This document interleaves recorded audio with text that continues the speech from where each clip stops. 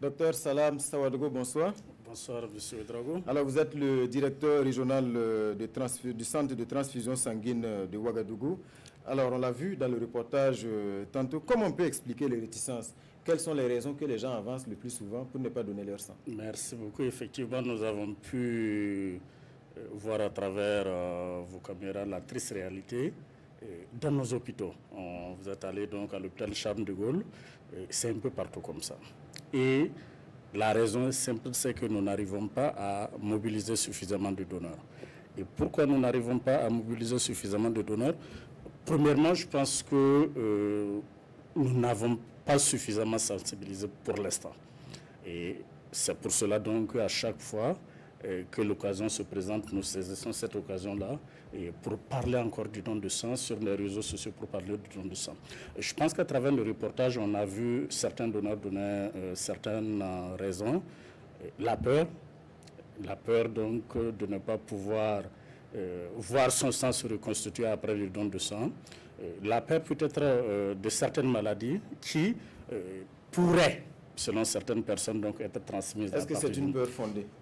Malheureusement, donc, cette peur n'est pas fondée. Elle n'est pas du tout fondée et je pense que c'est là où nous avons encore à faire donc, beaucoup d'efforts. Faire d'efforts pour que les gens comprennent davantage que le sang qu'on prélève, nous prélevons en gros 450 millilitres. Chez un adulte, on a entre 5 et 6 litres de sang. Donc, c'est à peine le 10e du sang que nous prélevons. Deuxièmement, au bout de 4 semaines, le sang qui est prélevé est reconstitué. En fait, les cellules, selon le liquide en lui-même, au bout de 24 heures, 48 heures, l'organisme se charge de reconstituer donc, le sang qui a été prélevé. Et dans tous les cas que nous donnions du sang ou que nous ne donnions pas, chaque jour nous perdons du sang. Des cellules meurent et sont reconstituées. Et ce qui fait que l'organisme, c'est une machine formidable et qui permet en tout cas donc, de se régénérer. À chaque fois donc, nous avons une perte de sang quelque part. C'est vite reconstitué. Alors, docteur, s'il n'y a pas de risque, est-ce qu'il y a des avantages à donner son sang? Oui, je pense qu'il y a un gros avantage, c'est celui d'avoir ou de contribuer à sauver la vie de son prochain. Je pense qu'il ne peut pas avoir d'autres récompenses, d'autres avantages plus que celui-là, parce que au Burkina, donc, la politique veut que le don de sang soit bénévole. Donc, on ne donne pas de récompense quelconque au donneur pour le sang qu'il a donné. La politique veut qu'elle soit volontaire. Donc, on ne doit pas forcer quelqu'un pour qu'elle vienne donner le sang. Et la politique veut que également le don de sang soit anonyme. Personne ne doit être également, en fait, ne doit savoir à qui la poche est destinée, ou le malade ne doit pas savoir qui a donné la poche de sang. Donc, nous pensons que l'avantage, il est plutôt moral.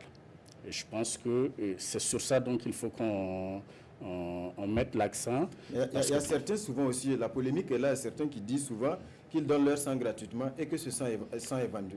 Oui, effectivement, on a cette polémique-là. Et je pense que, comme on aime le dire, hein, il n'y a pas de fumée sans feu.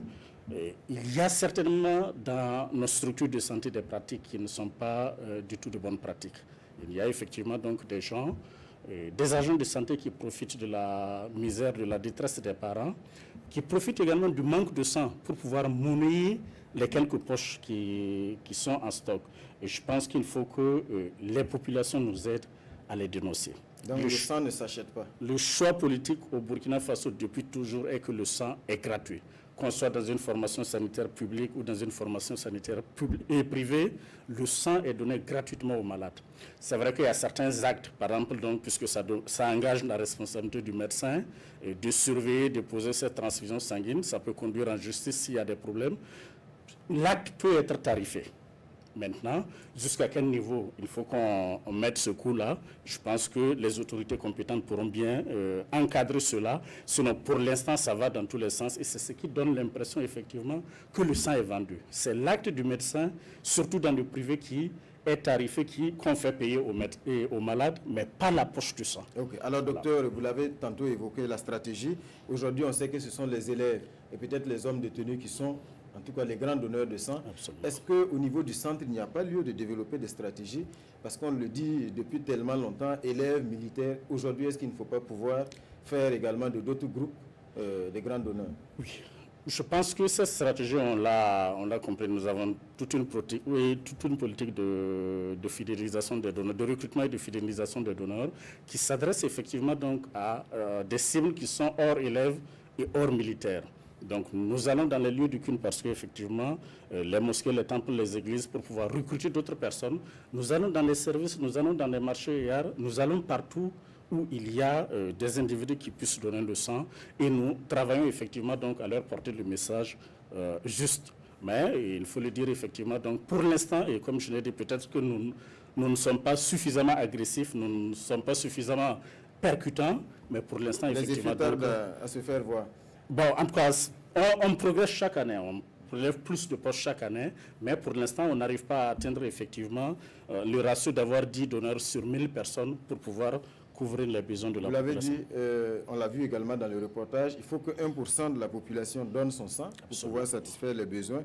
Alors aujourd'hui, docteur, même si 1% de la population burkinabé voulait donner son sang, est-ce que vous avez les moyens de cette ambition? Pour finir. Bon, je dirais donc que les moyens dans les structures publiques de l'État ne sont jamais suffisants. Je pense que le plus important pour nous déjà, c'est qu'on puisse mobiliser les donneurs, que les gens se mobilisent. Et maintenant, derrière, si les moyens ne sont pas suffisants, je pense que l'autorité politique doit pouvoir, comme elle a toujours l'habitude de le faire, et allouer encore suffisamment de moyens pour que nous puissions récolter suffisamment de sang pour que les malades puissent en bénéficier. Merci, docteur, d'être passé sur notre plateau. Mesdames et messieurs, le docteur Salam Sawadgo, directeur du Centre régional de transfusion sanguine de Ouagadougou, était donc l'invité de 20h pour parler donc de cette question cruciale de la mobilisation des poches de sang pour sauver des vies. Merci. Suite de ce journal, on reste en